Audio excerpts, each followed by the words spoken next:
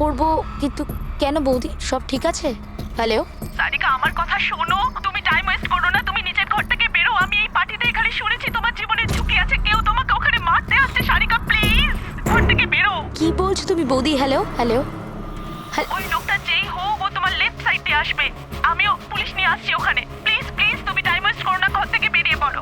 হ্যাঁ হ্যাঁ, কিন্তু বৌদি, হ্যালো।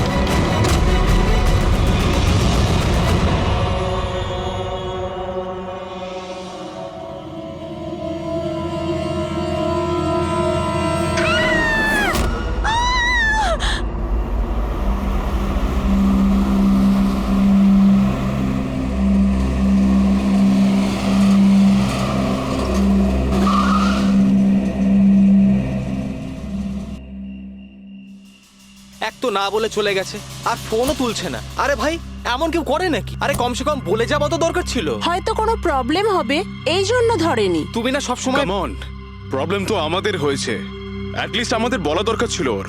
আর না তো কি, একদম বাচ্চাদের মতো ব্যবহার, কারো চিন্তাই করে না। সি গাইস লিসেন, প্রথমে ঘরের ভেতর ঢুকে দেখি। এটাও তো হতে পারে যে ঘরের ভেতর রয়েছে। চলো চলো।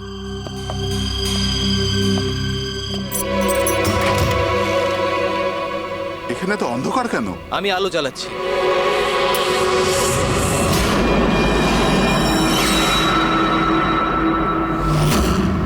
এসব কি?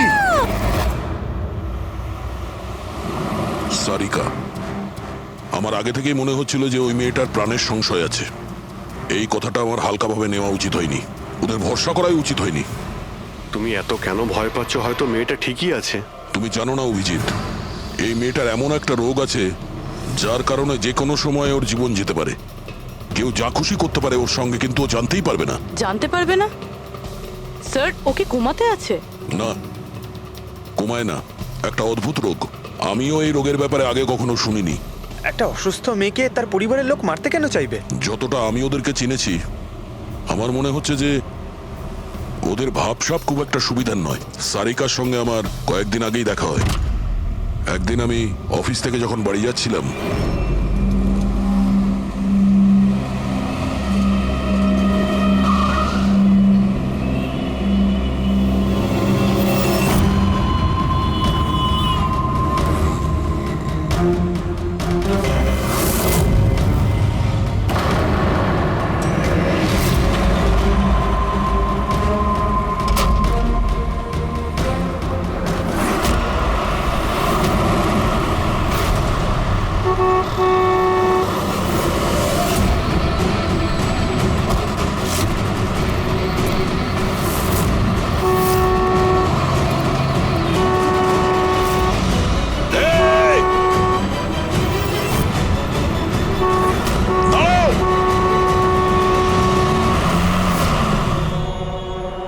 কি করছিলে তুমি?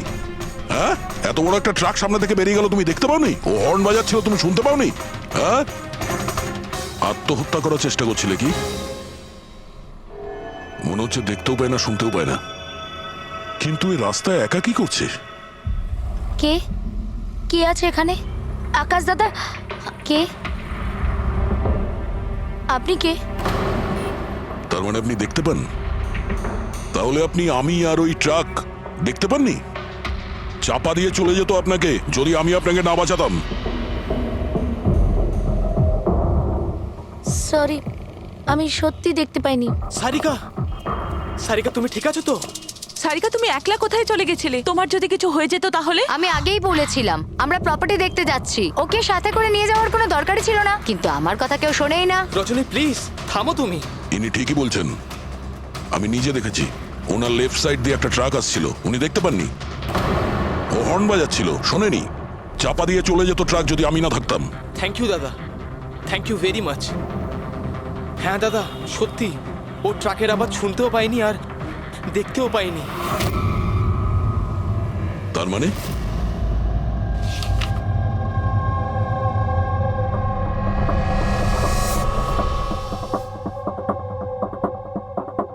এইসব আপনি মানে আপনার শুধু জিনিস আর সবার এই এই ডান দিকটা নজরে আসে না, শুধু বাঁ দিকটা নজরে আসে।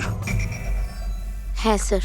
তার মানে এই মুহূর্তে আমি আপনার সামনে আছি, আপনি আমার অর্ধেকটা দেখতে পাচ্ছেন, আমার এই ডান দিকটা আপনি দেখতে পাচ্ছেন না? না স্যার, দেখতে পাই না। আমার যত কাছে কেউ থাকুক না কেন, যদি সে আমার বাঁ দিকে দাঁড়িয়ে থাকে তাহলে না আমি তাকে শুনতে পাই আর না দেখতে পাই স্যার। আমার এই সমস্যাটা রয়েছে স্যার, হেমিস্পেশাল নেগলেক্ট। এই রোগের কারণের জন্য স্যার আমার মাথা লেফট সাইড রেজিস্টার করতে পারে না স্যার, শুধুমাত্র ডান দিকটাই বুঝতে পারি আমি স্যার। সেই জন্য আপনি এইসব পেন্টিংস, এই লোকজন সবার ডান দিকটাই দেখতে পাই আমি স্যার। তাহলে এই এই অসুখের কোনো ট্রিটমেন্ট নিশ্চয়ই আছে। আর আপনারা আপনারা ওনাকে রাস্তায় যেতে দিলেন কি করে? আপনারা তো জানতেন যে ওনার সঙ্গে কি হচ্ছে, তারপরেও যদি কিছু হয়ে যেত ওনার। স্যার আপনি বলুন স্যার, ওর তো নিজের বুদ্ধি ব্যবহার করার দরকার ছিল। ওর কি দরকার ছিল রাস্তায় একা যাবার? আর এ কোনো ছোট বাচ্চা নাকি যে 24 ঘন্টা ওকে নজরে রাখতে হবে? ইনফ্যাক্ট আমরা এর জন্য একটা বেবি সিটার রেখে নিই যে 24 ঘন্টা ওর দিকে নজর রাখবে। এখন এসব বলে কি হবে? হ্যাঁ, ভুল আমাদের হয়েছে, এটা তোমরা মানো আর না মানো আমি মানি। Sir, I am so sorry sir. Sir এই ভুল আর দ্বিতীয়বার আর হবে না। সারিকা আমার ছোট বোন, আর এর খেয়াল রাখা আমার দায়িত্ব স্যার। কারেক্ট। এরপর থেকে এরকম কোনোদিন হবে না। আর তাছাড়া এখন তোমার ওষুধ খাওয়ার সময় হয়েছে না, চল ওষুধ খাবে। স্যার এটা তো খুবই ভয়ঙ্কর রোগ। যদি কেউ ওর লেফট সাইডে সোজাসুজি অ্যাটাক করে তাও ও বুঝতে পারবে না। এক্স্যাক্টলি, এই ব্যাপারটাতেই আমার ভয়। এক তো এই অসুখ, তার উপরে কোটি টাকার সম্পত্তির একলা ওয়ারিশও। সারিকার মা বাবা একটা অ্যাক্সিডেন্টে মারা গেছে, সারিকা বেঁচে গেছে, কিন্তু ওর এই হেমিস্পেশাল নেকলেট অসুখ হয়ে গেছে। ওর আশেপাশেও দেখভাল করার জন্য তো অনেক লোক আছে, কিন্তু তার মধ্যে জানি না কতজন আছে যারা সৎভাবে ওর ওর ভালো চায়। এরকম কেন মনে হচ্ছে তোমার? অভিজিৎ, ওই উইল অনুযায়ী সারিকার পরে পুরো সম্পত্তি এই আত্মীয়দেরই পাওয়ার কথা। আর আমার প্রথম থেকেই এদেরকে খুব একটা ভালো লাগছে না। আর এই কিছুদিন আগে আমি ওর বার্থডে পার্টিতে গেছিলাম। চলো সারিকা, এবার কেকটা কাটো। দাদা আর 2 মিনিট ওয়েট করে যাই, দয়া স্যার হয়তো চলে আসবেন। আমি ওনাকেও ইনভাইট করেছি। অন্তত আমাদেরও বলতে পারতে। আরে কে কি বললো না ভাই? Oh I am so sorry, আসতে একটু দেরি হয়ে গেল। Many many happy returns of the day, happy birthday. I will take it, দাও। আপনি আপনাকে ঠিক চিনতে পারলাম না। আমি বলছি, এ হলো কৃতি। সারিকার মতো পেশেন্টদেরকে হ্যান্ডেল করার জন্য ইনি ট্রেনিং নিয়েছেন, আর আমি ইনাকে 24 ঘন্টা সারিকার সাথে থাকার জন্য অ্যাপয়েন্ট করেছি। আশা করি আপনি সারিকাকে নিয়ে আর চিন্তিত হবেন না। একদম। আর আমাদেরও মনে হয় যে কৃতি থাকলে সারিকা সেফ থাকবে। অ্যাবসলিউটলি। আমারই ভুল হয়েছে, শুধু আমার ভুল। আমার সারিকাকে ওদের ভরসায় ছাড়া উচিত হয়নি। আমার মেরে দিয়েছে হয়তো ওরা ওকে। বাড়ি এসে গেছে।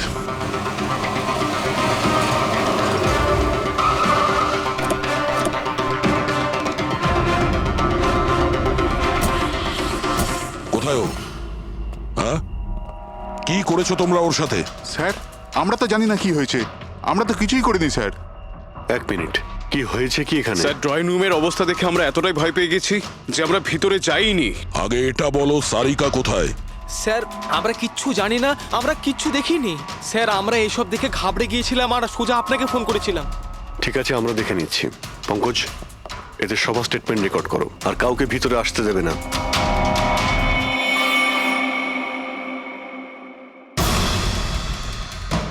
সারিকা, সারিকা, কেউ আছেন এখানে? তো মনে হচ্ছে অনেক কিছুই হয়েছে। এত রক্ত তো কোনো একজনের হতেই পারে না।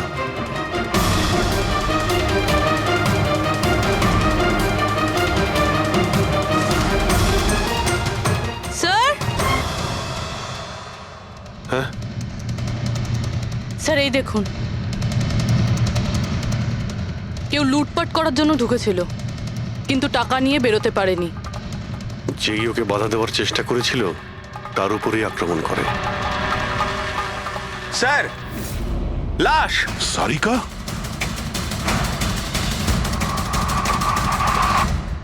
ও নো। মানালি তো এরপর থেকে এরকম কোনোদিন হবে না। আর তাছাড়া এখন তোমার ওষুধ খাওয়ার সময় হয়েছে না? সারিকার ছোট বৌদি, জয়ন্তর স্ত্রী। তাহলে ও কোথায় আছে?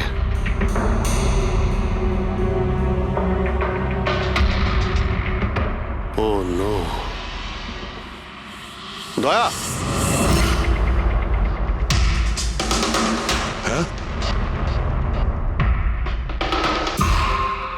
এ হলো কৃতি। সারিকার মতো পেশেন্টদেরকে হ্যান্ডেল করার জন্য ইনি ট্রেনিং নিয়েছেন। এটা তো কৃতি। তুমি চেনো? হ্যাঁ, কৃতি স্যার, পালস চলছে, এখনো বেঁচে আছে। এ সারিকার রুমের বাইরে? সারিকা? সারিকা? ফ্রেডি, এক্ষুনি অ্যাম্বুলেন্সের ব্যবস্থা করো, একে হসপিটালে পাঠাতে হবে। সারিকা? সারিকা?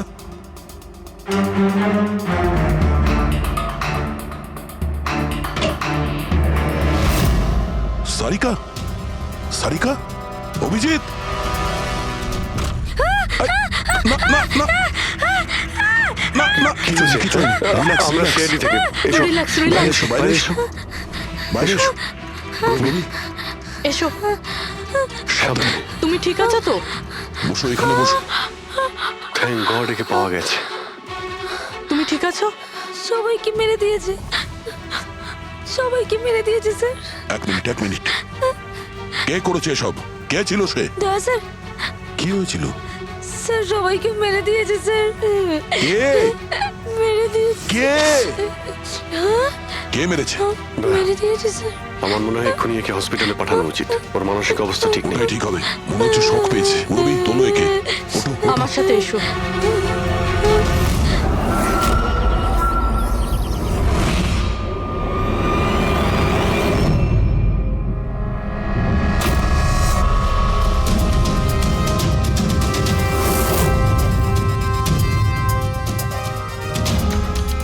স্যার, আপনি আমাকে ঘরে কেন যেতে দিচ্ছেন না?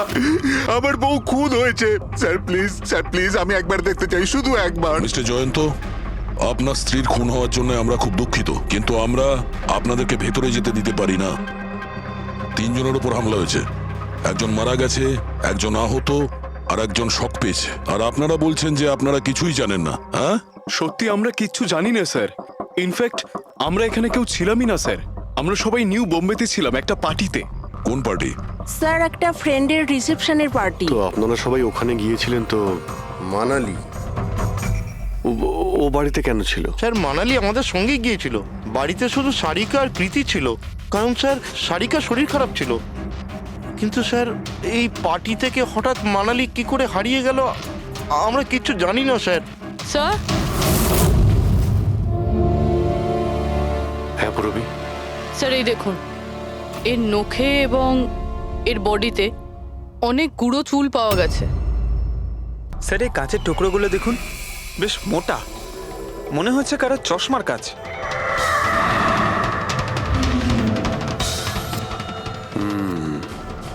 চশমারই মনে হচ্ছে।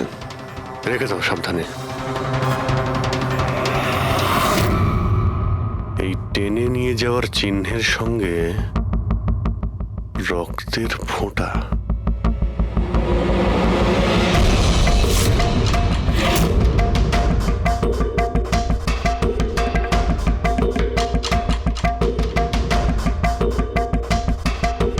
এখানে এতটা রক্ত, মানে এখানে এসে দাঁড়ায় আর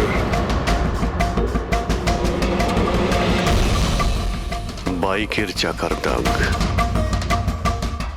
কেউ আহত অবস্থায় এখানে আসে আর বাইকে উঠে এখান থেকে বেরিয়ে যায়।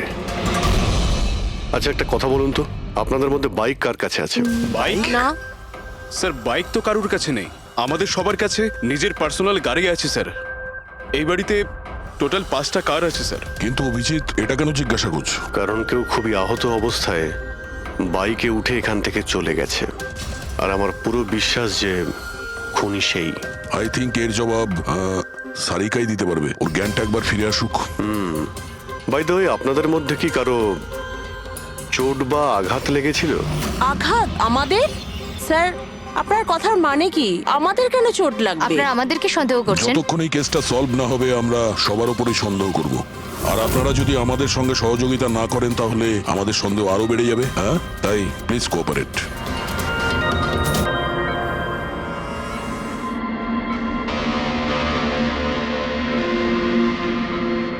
সারিকা,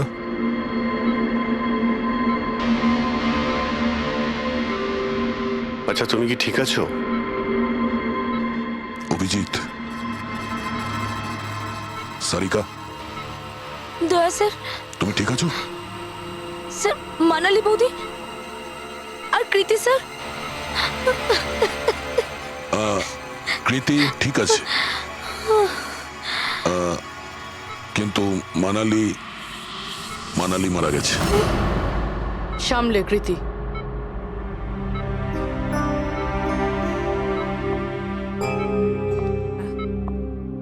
কৃতি, কৃতি, তুমি ঠিক আছো তো? I am so glad you ওকে।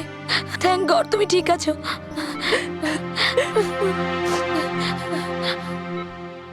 আচ্ছা, কাল এক্স্যাক্টলি কি হয়েছিল তুমি বলতে পারবে?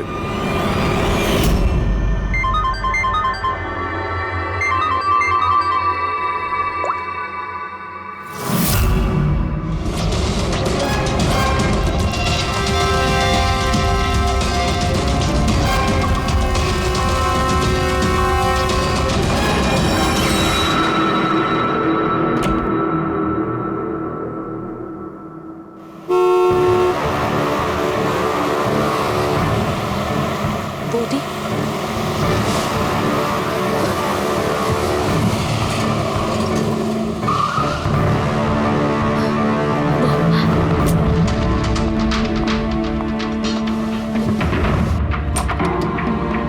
সারিকা,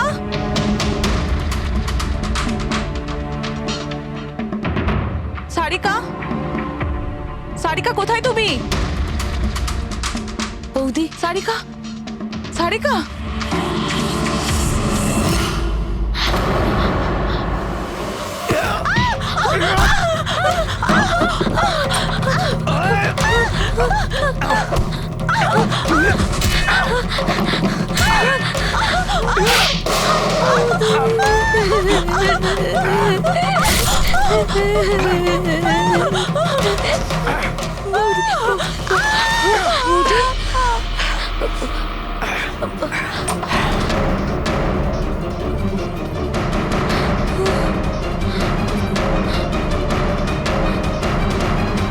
কৃতি, কৃতি, কৃতি।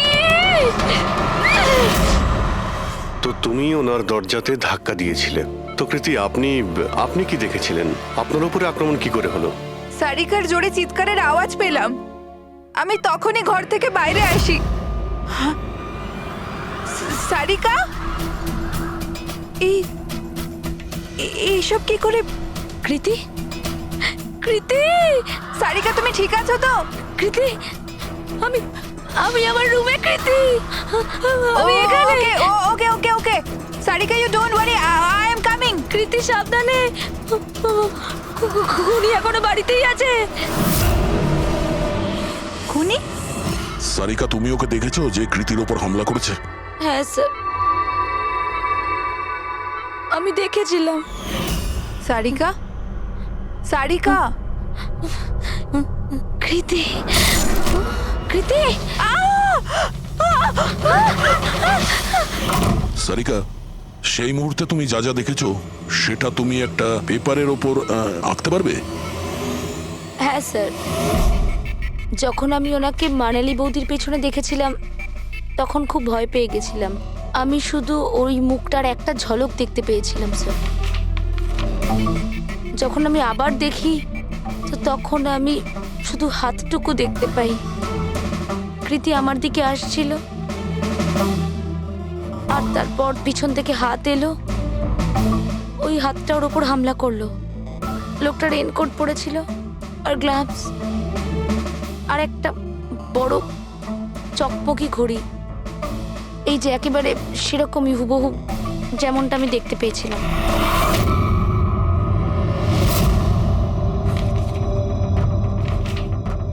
আই হোপ এই অর্ধেক ছবিগুলো দিয়ে আপনারা কিছু উপকার পেয়ে যাবেন হয়তো। চিন্তা করো না, এই অসম্পূর্ণ ছবিটা আমরা কমপ্লিট করব। ফেডরিক, মনোহরের কাছে এই পেন্টিং গুলো নিয়ে যাও আর বলো যে এই স্কেচ যেন কমপ্লিট করে। Sarika, thank you so much. আপনি যেতে পারেন, টায়ার্ড হয়ে গেছেন হয়তো। চলো সারিকা।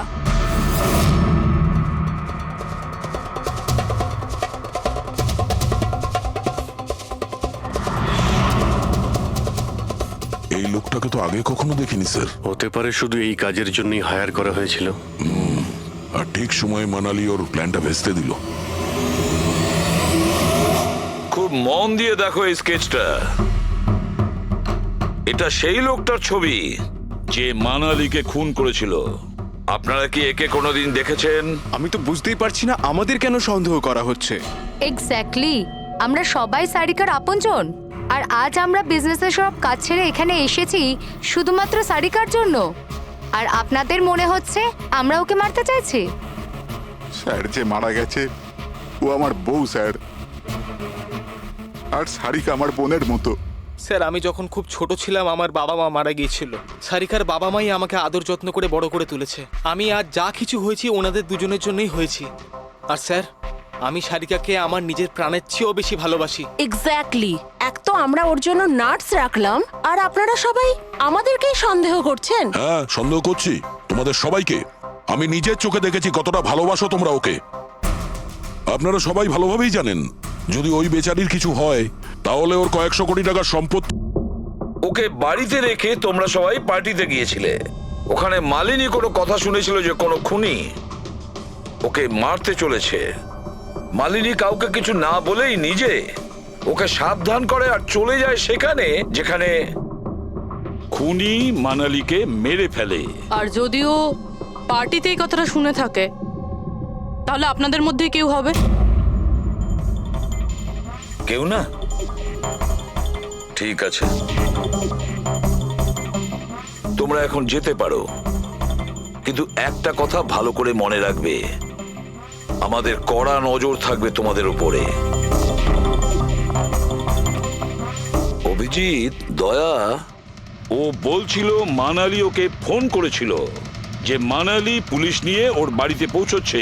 এক্স্যাক্টলি স্যার, কিন্তু ও না আমাদের সঙ্গে কন্ট্যাক্ট করেছে না পুলিশের সঙ্গে। হতে পারে কেউ ওর পিছু নিয়েছিল, তাই হয়তো ভয় পেয়ে গিয়েছিল। একটা কাজ করি আমরা, পঙ্কজ, পুরবী, ওই পার্টিতে যে কয়জন লোক এসেছিল ওদের প্রত্যেকের নাম আর ফোন নাম্বার বের করো আর খোঁজ নাও ওই রাতে মানালির বাড়ির আশেপাশে ওদের মধ্যে কার ফোন অ্যাক্টিভ ছিল।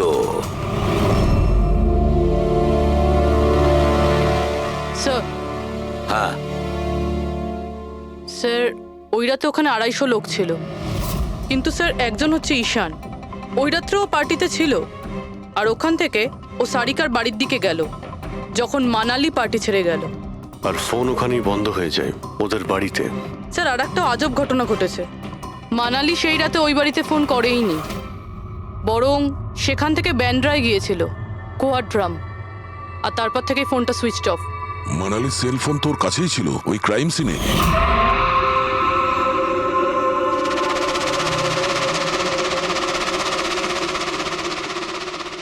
Switch off? আচ্ছা, এমনটা নয় তো যে ওই ফোনটা আসলে ঈশানের ফোন, ভুল করে ওখানে পড়ে গিয়েছিল? মানে ঈশান সেই রাতে সারিকা ভিলা এসেছিল। ডাকো ঈশানকে বিউরোতে। স্যার, আমি করেছিটা কি? আমাকে এখানে কেন ডাকা হয়েছে? ঈশান, একটু আপনার চশমাটা খুলবেন? চশমা? স্যার, এটা তো উইদাউট নাম্বারের চশমা, এটা তো আমি রেগুলার পড়ি না। ডক্টর সালুকের কাছে নিয়ে যাও এটা। স্যার, আমাকে এটা তো বলুন আমি করেছিটা কি? আমরা আপনাকে এখানে মানালি মার্ডার কেসের ব্যাপারে ডেকেছি। ক্রাইম সিনে আমরা চশমার ভাঙা কাঁচ পেয়েছি। আপনার চশমাটাকে ওই কাচের সঙ্গে ম্যাচ করিয়ে দেখব। কিন্তু স্যার, আমি তো ওই জায়গায় যাইনি।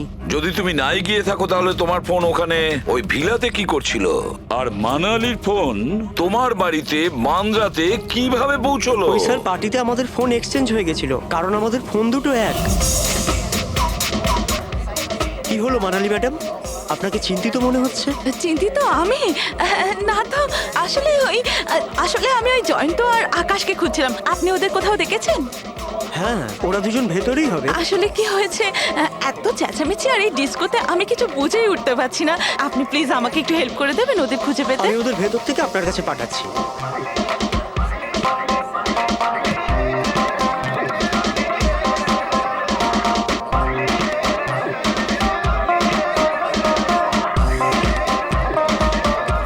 মানালি, ঈশান, তুমি তো বলছিলে মানালি খুঁজছে আমাদের। কোথায় মানালি? আরে এক্ষুনি তো এখানেই ছিলেন মানালি, কি জানি কোথায় চলে গেলেন। ওই দিকটা কি দেখি, চলো। স্যার আমার ফোন সুইচ অফ ছিল, এই জন্য আমি মানালিকে বলতে পারি। সেই কারণে মানালি পুলিশকে ফোন করতে পারেনি।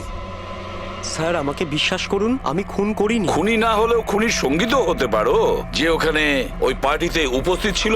তুমি পার্টিতে মালিনীর সমস্ত কথা শোনো, আর যখনই মানালি ওখান থেকে বেরোয় তুমি মানালির পিছু নাও। কোনো কায়দা করে তুমি মানালির ফোন তোমার বাড়ি ব্যান্দ্রাতে পাঠিয়ে দিলে, আর ওখানে পাওয়া চশমার কাঁচের টুকরো, আমাদের সন্দেহ ওটা তোমার চশমার রিপোর্ট তো আমরা পেয়েই যাব আমাদের ফরেন্সিক ল্যাব থেকে।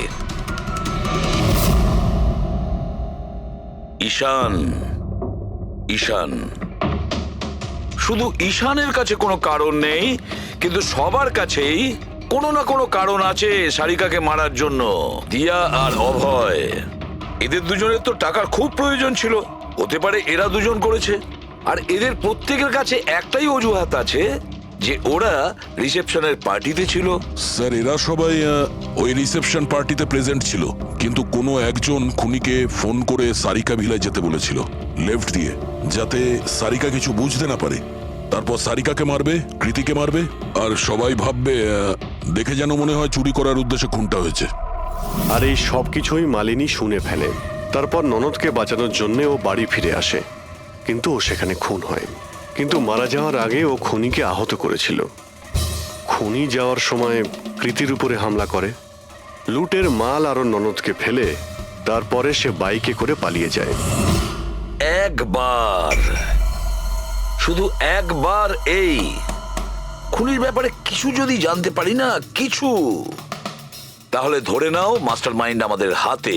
স্যার খুনির বাইকের টায়ারের চিহ্ন, আশেপাশে পড়ে থাকা রক্তের ফোঁটা সব চেক করেছি, কিন্তু কিচ্ছু জানতে পারিনি। স্যার মনে হয় যে খুনির কোনো পাস্ট রেকর্ড নেই। এর মানে হলো খুনি কোনো পেশাদার অপরাধী নয়। স্যার মানালির জামা কাপড় থেকে আর নখ থেকে যে চুলগুলো পাওয়া গেছে, সালুমকে স্যার সেটা টেস্ট করছে, হয়তো কিছু পাওয়া যাবে।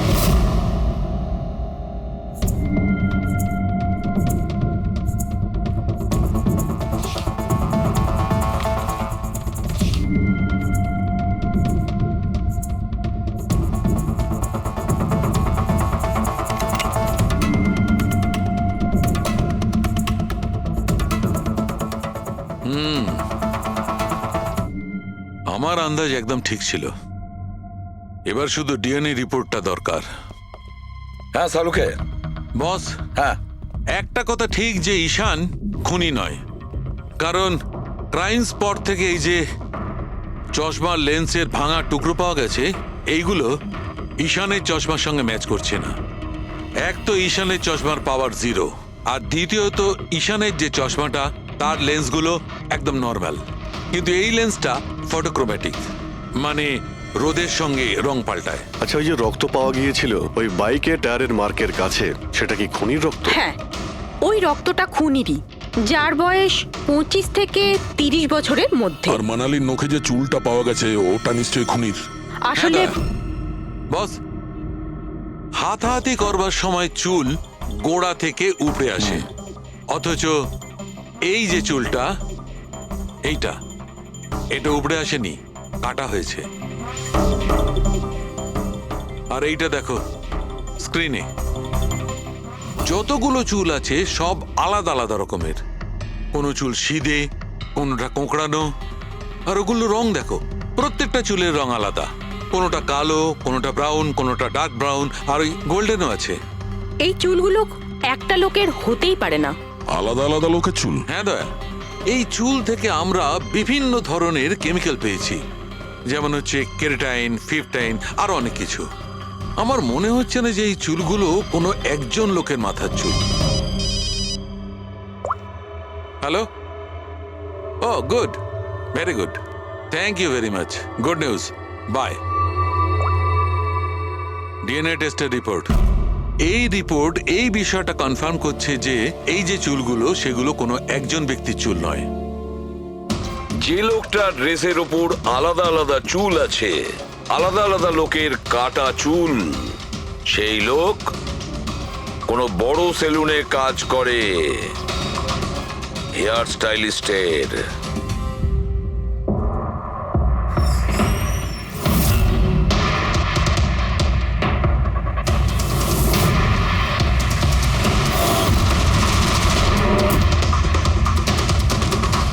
স্যার, এ তো বিমল, আমাদের স্পায়ের স্টার হেয়ার স্টাইলিস্ট। স্যার, এখানে যেই আসুক না কেন সবাই ওর কাছেই হেয়ার স্টাইল করতে চাইতো। কিন্তু স্যার, এই কিছুদিন ধরেই হলো এই টাকা পয়সা নিয়ে ভীষণ চিন্তিত থাকতো। এর জুয়া খেলার খুব অভ্যাস ছিল। কিন্তু স্যার, এই খুন করবে এটা স্যার আমি একদম ভাবতেই পারছি না। যাই হোক, এখনো কোথায় আছে বলতে স্যার, পারবেন? একে এখন কোথায় পাবেন এটা আমি বলতে পারবো না, তবে কিছুদিন যাবত এখানেও কাজে আসছে না, আর নাও ও আমার ফোন তুলছে। আপনি ওর ফোন নাম্বার আর অ্যাড্রেসটা দিন আমাদের। হ্যাঁ স্যার, আমি এখনই আনছি।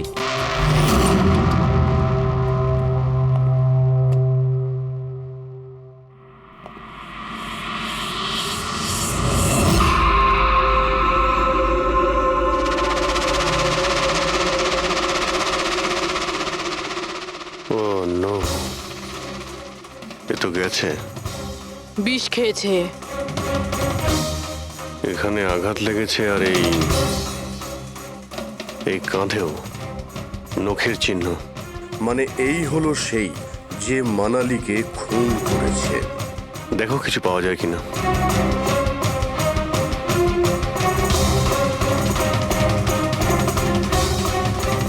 স্যার, হ্যাঁ, আমি বিমলের বাইকটা চেক করলাম স্যার। বাইকটার হ্যান্ডেলে শুকিয়ে যাওয়া রক্ত আর কাঁদালে।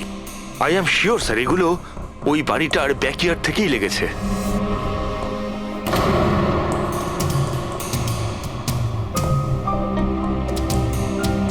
স্যার, স্যার, এই ভেঙে যাওয়া চশমা আর এই রেনকোট পেয়েছি। রেনকোটে রক্ত লেগে আছে।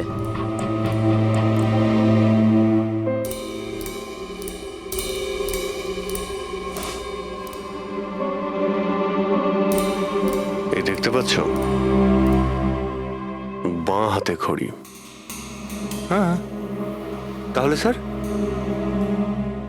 যদি বিমল বাঁ হাতে ঘড়ি পরতো, আর তখন মানালি ঈশানের কাছে সাহায্য চায়, ওকে বলে যে জয়ন্ত আর আকাশকে ওখানে পাঠিয়ে দিতে। এর মানে আকাশ আর জয়ন্ত দুজনেই নির্দোষ। বাকি রইল এই তিনজন, রজনী, অভয় আর দিয়া। ওই খুনের মাস্টারমাইন্ড এই তিনজনের মধ্যেই কেউ হবে। আচ্ছা স্যার, ওই কলের অন্যদিকে কে ছিল? স্যার, ওই বিমল হতে পারে। না স্যার, আমি বিমলের ফোন রেকর্ড চেক করেছি। ওই রাত্রে ওদের মধ্যে কেউই বিমলকে ফোন করেনি। তাহলে অপর প্রান্তে কে ছিল সেদিন? ল্যান্ডলাইন? আচ্ছা, ওদের বাড়ির ল্যান্ডলাইন ফোন? হ্যাঁ, হতে পারে। ফ্রেডি, পঙ্কজ, একটু খোঁজ নিয়ে দেখো তো 11টার আশেপাশে ওদের ল্যান্ডলাইনে কেউ ফোন করেছিল কিনা। ওই মেয়েটার কথা অনুযায়ী খুনির ডান হাতে ঘড়ি পড়েছিল, যেখানে বিমল বাঁ হাতে ঘড়ি পড়েছিল। আরও এটাও বলেছিল যে খুনি যে রেনকোট পরেছিল সেটা ব্লু কালারের ছিল, কিন্তু আমরা বিমলের বাড়ি থেকে যে রেনকোট পেয়েছি সেটা কালো ছিল। হতে পারে সারিকা কিছু ভুল করেছিল, ঠিকমতো দেখতে পাইনি ও। স্যার, স্যার, ওই রাতে 11:30টার সময় বাড়িতে কেউ ফোন করেছিল। কে ফোন করেছিল? আপনারা সত্যি বলছেন এই সব কিছুর পেছনে আমার নিজের লোকের হাত আছে? একটু অপেক্ষা করুন, সব জানতে পারবেন। স্যার, আপনারা আবার কেন খোঁজ খবর নিচ্ছেন? একবার তো খোঁজ খবর নিয়েছেন। সেদিন প্রমাণ একত্রিত করার জন্য আর আজ কেস ক্লোজ করার জন্য। আপনি একটু অপেক্ষা করুন, এখনই সবকিছু জানতে পেরে যাবেন। স্যার, পেয়ে গেছি। কিন্তু এটা তো সেই রেনকোটটাই যেটা ওই খুনি পড়েছিল। এখানে কি করে এলো? বলছি, তুমি বলেছিলে যে মানালি তোমাকে দৌড়ে এইখানে বাঁচাতে এসেছিল। কারণ ও ওখানে পার্টিতে শুনেছিল যে কেউ তোমাকে খুন করতে চায়। কিন্তু সে খুনি ছিল না, সেই ছিল যে এই পুরো প্ল্যানটা করেছিল। আর যার সঙ্গে ওর ফোনে কথা হয় সেও কিন্তু খুনি নয়, অন্য কেউ ছিল। সেই সময় এই বাড়িতেই সে তোমার সঙ্গে উপস্থিত ছিল। বাড়িতে? ওই সময় আমার সাথে কৃতি, কারেক্ট? এটা পুরো প্ল্যান ছিল। খুনি কাজ ভেঙে বাড়ির ভেতরে ঢোকে, কিন্তু গন্ডগোল তখন হলো যখন ও মানালিকে মারল সারিকা ভেবে।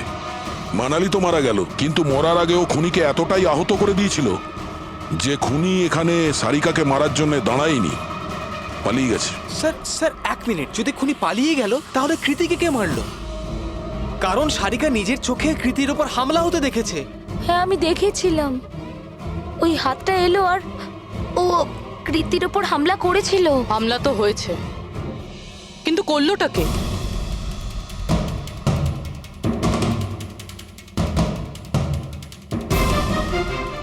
আপনারা সবাই আমাকে এভাবে কেন দেখছেন? এর উত্তর তো শুধু তুমিই দিতে পারবে কৃতি। ও রাত ঠিক 10:30টার সময় শুয়ে পড়েছিল। আর মানালি কাউকে ফোনে কথা বলতে শুনেছিল রাত 11:10 আর সেই ফোনটা এসেছিল এই বাড়ির ল্যান্ডলাইনে। কে রিসিভ করেছিল সেই কলটা? যদি আমরা এটা মেনেও নিই যে বিমল তোমার ওপর হামলা করেছে, তাহলে ও তোমাকে বাঁচিয়ে রাখলো কেন? ও মানালিকে এত নৃশংসভাবে মারলো, আর তোমাকে শুধু এই একটা আঘাত কেন? ও সারিকাকে কেন মারলো না? আর এই চুরি করা টাকা ছেড়ে পালালো কেন? আর সব থেকে বড় প্রশ্ন, ও খুনিকে এই ব্লু কালারের জ্যাকেট পরে থাকতে কি করে দেখলো? কি করে দেখলো সেই ঘড়িটা যা বিমল লেফট হ্যান্ডে পড়তো, রাইট হ্যান্ডে নয়? বিমলের রেইনকোটের কালার ছিল ব্ল্যাক।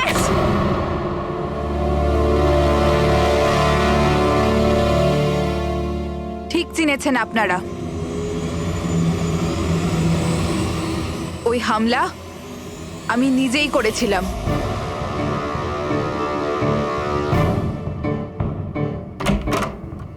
সারিকা, সারিকা কোথায় তুমি? মানালি এখানে এই সময়? Sarika,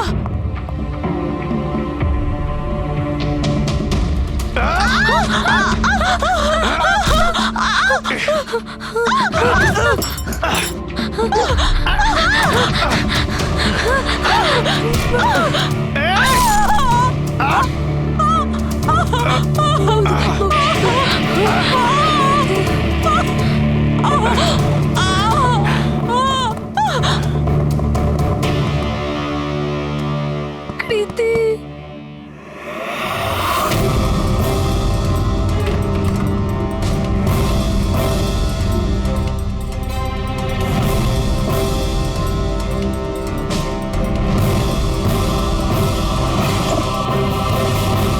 I am coming, Sarika, don't worry.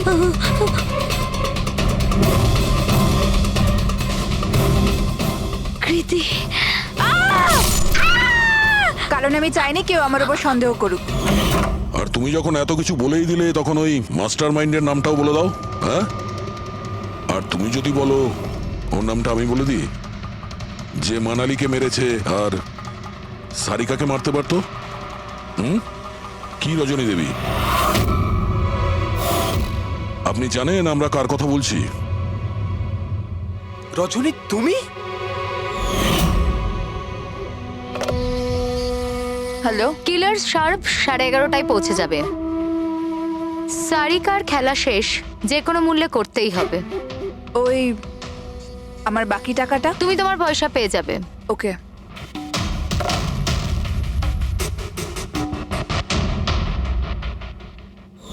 রজনী, তোমার জন্য আমি আমার বউকে আমার পয়সার দরকার ছিল। সারিকার বেবি সিটিং করতে করতে আমি হাঁপিয়ে উঠেছিলাম। আর এইসব তোমার জন্য হয়েছে আকাশ। তোমার জন্য আমরা সবাই সারিকার আয়া হয়েছিলাম। আমাকে আমার জীবন যাপন করতে হতো আগের মতো। এই জন্য আমি প্ল্যান করেছিলাম আর কৃতিকে বাড়িতে নিয়ে এসেছিলাম। পার্টিতে যাওয়াও আগে থেকেই ঠিক ছিল, যাতে আমি সময় পাই প্ল্যান করার। সব ঠিক চলছিল, শুধু বিমলের ব্যাপারে একটু ভুল হয়ে গেল। না হলে এত কিছু হয়ে যাওয়ার পরেও দেখছি তোমার কোনো অনুতাপ নেই, বরং নিজের প্ল্যান নিয়ে গর্ব করছো। তুমি অনেক সময় পাবে নিজের প্ল্যানের ভুল ত্রুটি ধরার, কারণ তোমার এই বাকি জীবন এবার তোমাকে জেলের মধ্যে বসেই কাটাতে হবে।